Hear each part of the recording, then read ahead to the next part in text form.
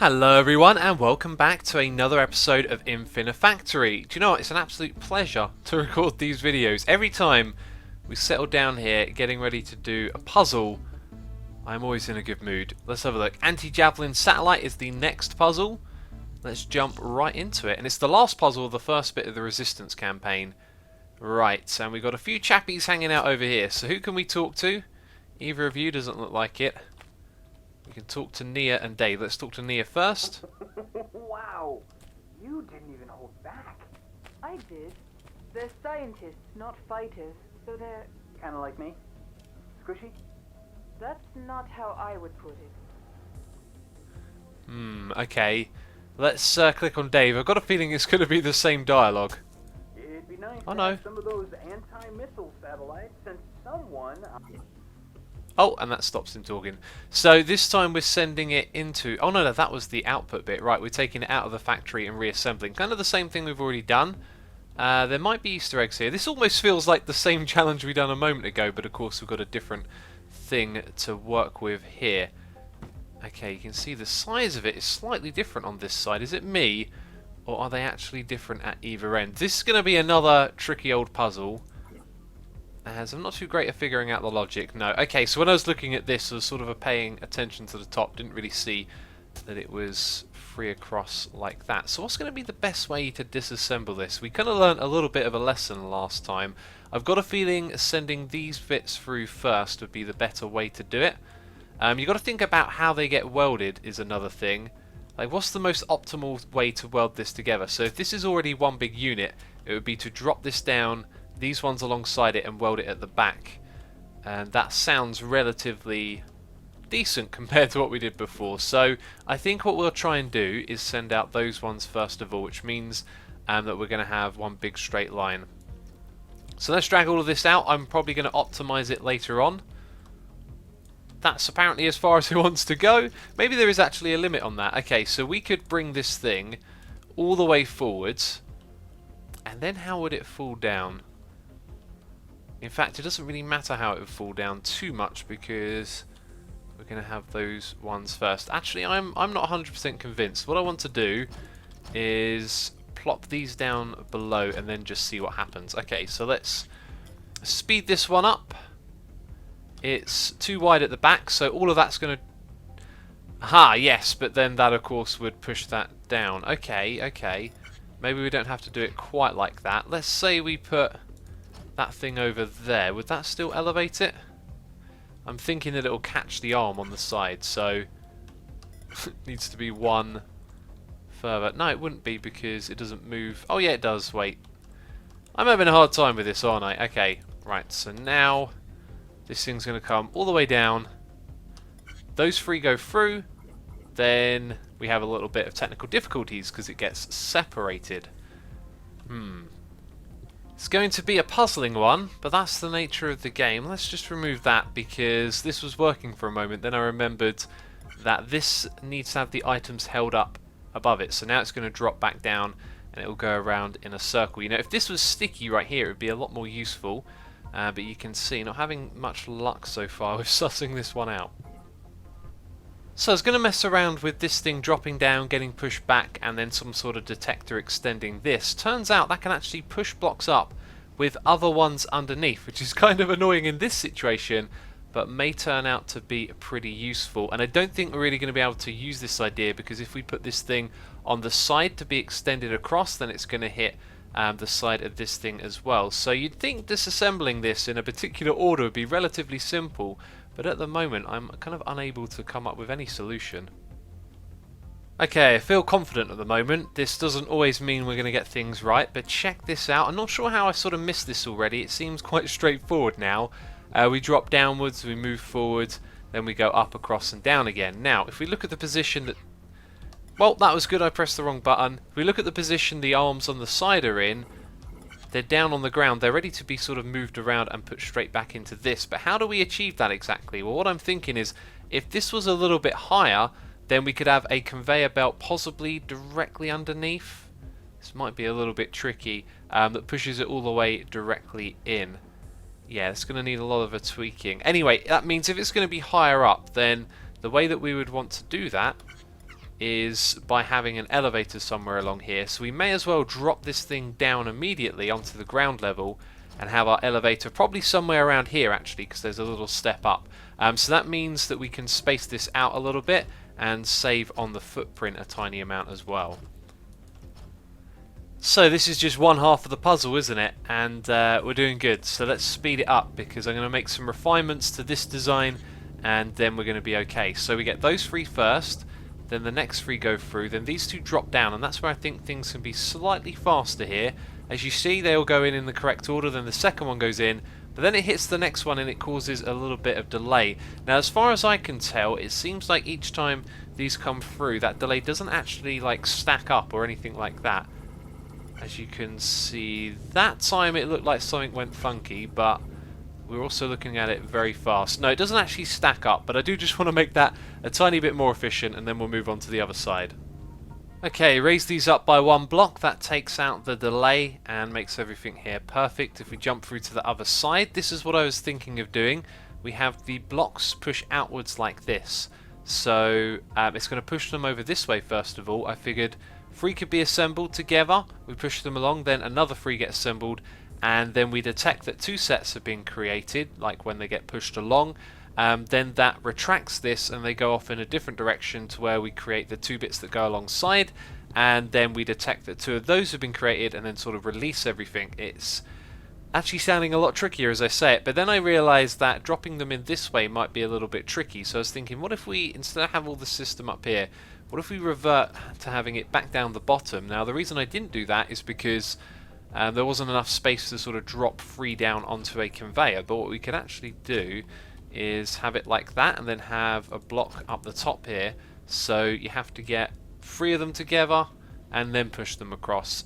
Even still though, I'm looking at that and I'm not sure how exactly that's going to work. No, that looks like an even bigger mess, to be fair. Okay, big problem with these sort of arrangements is that you want to detect when all 3 are in place, but you can't really do that uniquely, because when the bottom one arrives, there's still ones falling down from above, and if you detect it earlier, like if you detect the top one, you're going to detect the first one falling in and down.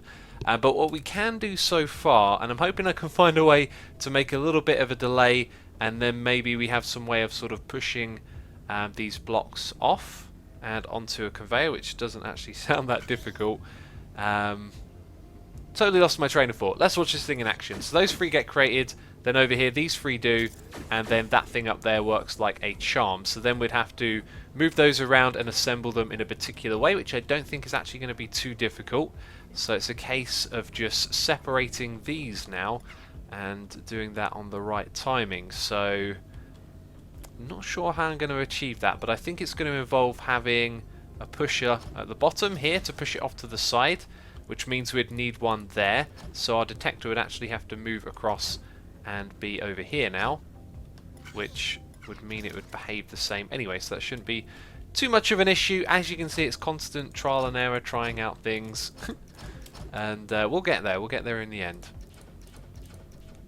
Okay, when the item that comes through after the first 2 sets rises up to here, we can use that to detect that the first 2 have been assembled, which means these will get pushed away. I've just realised as I say that, that means this detector is no longer going to be retracting that. So maybe we have to wait until those 2 bits are assembled, but what I'd like to check now is how we can get them out but reverse their order. This one needs to be in front, so if it gets pushed first, which is what will happen when the block goes up the top here, it's going to go across, and then somehow I want to detect when there's a block here and then activate that one, which actually looks like, you know, using that detector, and I was going to use something else instead. I can't quite remember, but we've created another problem up here to solve. So I think actually the best thing to do next would be to assemble the bits that come through here. So we're going to ignore that. We get our first few bits coming across, we assemble these, and that's a hangover from an earlier idea. And then when they're done assembling, that's when we'll push these ones out and they'll be ready to have the next 2 come in. So in theory it works. If you have a look at this though, you can see that one of those blocks made it up to, 2 of them made their way up there. That's not good. What is this thing doing right now? It's just piling blocks out of there. Crazy. Yeah, so we kind of need the disassembly time, I guess you could say, to be a little bit quicker, because we need a bigger gap between where this comes out, and I don't think I can make it much more efficient than what we've done right there. So 2 blocks less is what we need on the other side. Once we got that sussed out, I'm fairly confident we'll be able to solve the rest of that. Anyway, yeah, how do I make this a little bit quicker, eh? So a few minor adjustments and this works. However, I've got a feeling that we are going to have to adjust something at the back here. Let me explain why. This is almost too efficient. So now what's going to happen is the first row gets sent in like before, then it falls back down, the second row goes in, and then as you can see it very neatly falls into order for the next ones. So we can get rid of that block right there. I will experiment a little bit more, but first of all we'll quickly see what that does, because if we can make it work with them coming through all together, that's fine. If not, this should in theory slow it down. That actually, did it send through the last block? It looked like the last one of those ones didn't actually go through. Let's check that again. 1, 2 and 3. Yes, it did. Of course it did. Okay, and then that adds a little bit of delay if necessary and leaves a little bit there. I'm probably going to leave it like that for now, because I think that's going to be a lot easier to work with. So I've encountered a problem I've not seen before. As you can see, one big trail of items coming out here. Seems like the input rate has been slowed down by this. You can see it just goes one after the other after the other. So when it starts, they come through with, you know, a sort of pace. Let's get to the bit where they come through. There we go. So there's like a tiny couple of gaps, then there's another gap. Then they just come through solid, and you saw there that it got slowed down pretty quickly. So I've got a feeling what we now might need to do is to create a big old buffer. So it's like we get all of those out, and then we push them across and assemble them, which might actually work in our favour, because if they all come out in one big chunk, we might be able to sort of detect where the end of the chunk is. Actually, as I say that, or the top of it, I don't know. Sounds sort of silly. Yeah, I've had so many ideas about this machine, and I'm just getting lost in a world of things that need to be changed and adapted for. Right, there's that gap that I'm talking about, and then the items come out. So now what we need to do is have a tower up here that's going to detect that, and possibly, well, it's not going to override this. Maybe that's when we push the ones out from down below. Okay, so this detector system over here can go. What we will do is detect when it comes like out, and then we've got to send a signal all the way back down there. We'll suss it out. Let's just do that one more time, and let's pause it and count. So first bunch of items come through, that's no problem. These ones go up, so 1, 2, 3, 4, 5, 1, 2, 3, 4, 5, bam. So one block higher than that. Did it pause? Okay, one block higher than that is what we see. So I need to just count and bring the detector all the way up to the top here. This won't work either, because of course there is a push limit on these things. Do you know what? I'm rusty on this game, but I still don't get used to the same old things coming back to haunt you. So what I was thinking was that we could put a load of pistons to push it across. Would be a bit of a smelly way of doing it, but it would also reverse the order in which these things are then pushed across towards the exit, which means those would reappear at the back, which kind of sounds cool all of a sudden. Anyway, I did have an alternative idea though, and that would have been to have, let's see, we would need this to be one block higher, we would need to have one of those underneath, and actually, let's put a whole bunch of those, yeah, let's just make sure that they can move the items out of there. We would need one of these over here, but we would need it to move into position. So that would actually start off there. And it can be a bit funky with moving these items, I've noticed, if there's something next to it. So it doesn't want to move it across because the pusher is right there. So then the next place to put it would be over the back here, wouldn't it? And that doesn't appear to be touching anything. Let's rotate it. That needs to be one block further forward. And we need something here. So when will we be using that exactly? When we want to have the blocks... No, you see, this just breaks...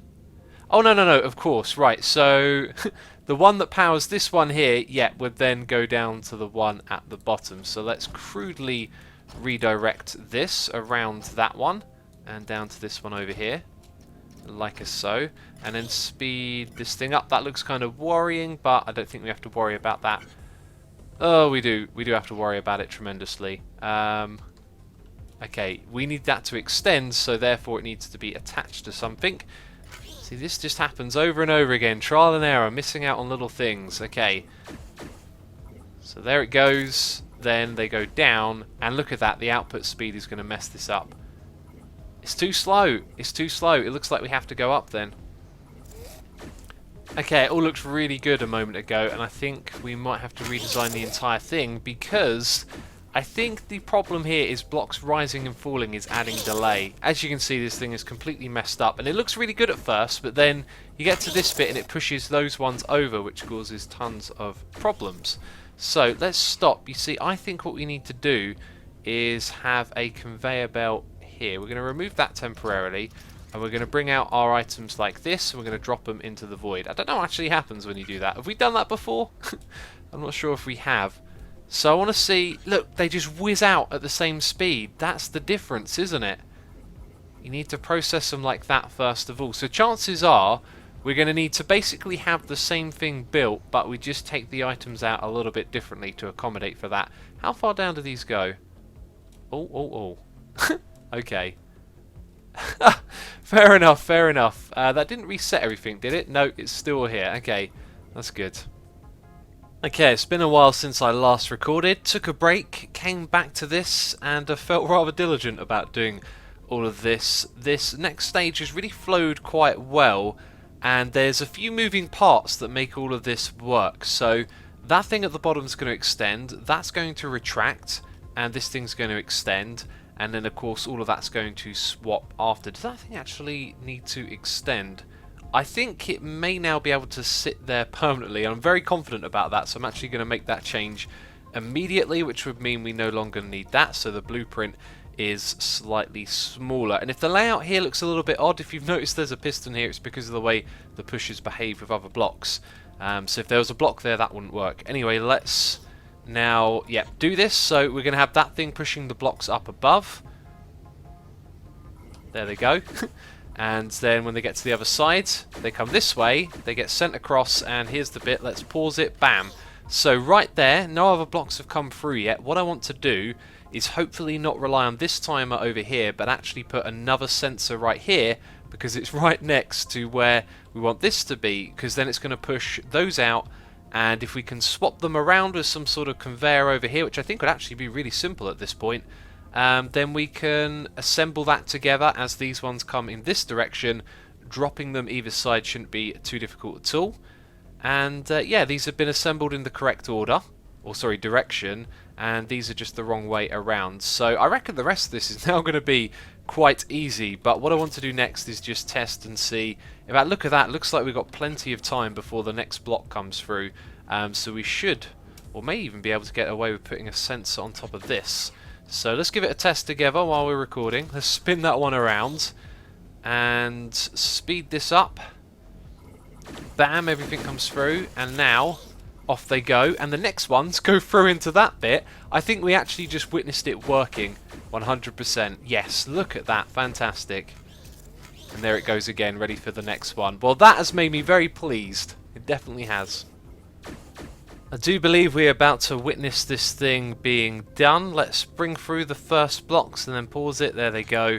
Okay, so what do we have? We have the two strips that go on either side coming down here. And did we install that detector last clip? I think we did. They drop down over here, they get sent forward, and then they get lifted up. They go across, and you can see here that thanks to these ones that are tucked away behind that little bit right there, it means they're going to be held up, and they're going to one's going to drop off here, the other one's going to drop off there. I've just realised I had to add these conveyor belts going forward last of all. I think they're now technically redundant.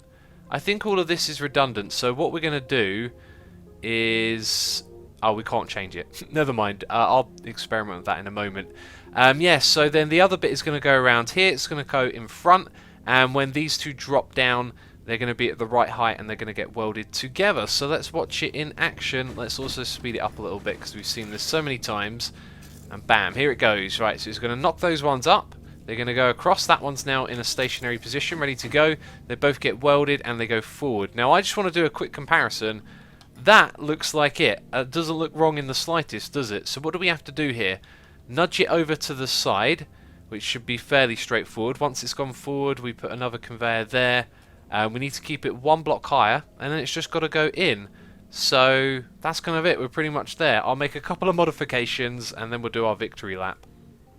Okay, I've made a few minor adjustments here and there to make the footprint a little bit smaller. Interesting fact for you, this bit right here was pushed upwards a moment ago, and that's when this block was only connected to the pipe. So I reckon that's a bit of an error. That doesn't really make sense, that it would be anchored in a way to stop it falling down, but not for have it moving up. And you can see over here, it goes in perfectly. Now, I don't think there's anything really to worry about here. I don't see how any discrepancies would like get in there over time. And there you go. It's been assembled over on this side and put back together again. And now we just got to run down the clock. 2 more to go. And that was a lot of fun. These are always a lot of fun. The challenges have felt a little bit similar lately, but they have been interesting to do. And you can see there our block score is on the lower side, which is cool to see. So that's going to be it from this one. And in the next one, we'll be moving on to production zone. Look at this fella right here. Oh man, that's crazy. We've got a mission briefing and a new block on the way, which is going to be cool. Anyway, that's it from me, this episode of Infinifactory. As always, if you have enjoyed it, please do leave a like. As always, thank you so much for your support on these videos. Hope you're enjoying them, and I'll see you in the next episode. Bye-bye.